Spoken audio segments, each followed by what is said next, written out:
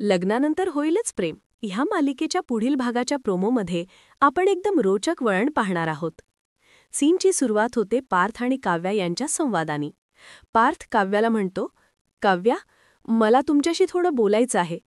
काव्या शांतपणे म्हणते, हो बोला ना पार्थ, काय बोलत होतात? तेव्हा पार्थ थोडा संकोचत म्हणतो, काव्या, आज ऑफिसमध्ये एक पार्टी आहे आणि त्या पार्टीला सगळ्यांना त्यांच्या पत्नींसोबत यायचं आहे. हे ऐकल्यावर काव्या क्षणभर स्तब्ध होते. तिच्या चेहऱ्यावर एकाच वेळी आश्चर्य आणि विचार उमटतात.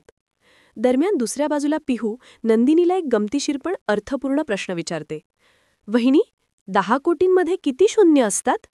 नंदिनी सहजपणे उत्तर देते, 8. पण पुढच्याच क्षणी तिला काहीतरी क्लिक होतं. ती मनात विचार करते, 10 कोटी? हेच ना पैसे जीवांनी आनंदनिवाससाठी आणले होते. पण त्यांनी आजवर सांगितलंच नाही की हे पैसे त्यांना मिळाले कुठून. नंतर सीन कट होतो जीवाच्या सिनियर मित्राकडे, ज्यांनी जीवाला आनंदनिवास परत मिळवून देण्यासाठी मदत केलेली असते. ते जीवाला विचारतात, जीवा, 10 कोटी एवढे पैसे तू जमवलेस कसे रे? काय केलंस तू?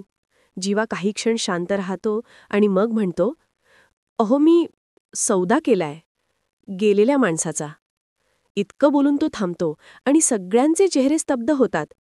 आता नेमकं जीवा यावेळी काय सौदा केला आहे आणि या सौद्यामागच्या गूढ काय आहे हे जाणून घेण्यासाठी पाहत रहा लग्नानंतर होईलच प्रेम मालिकेचे पुढील भाग.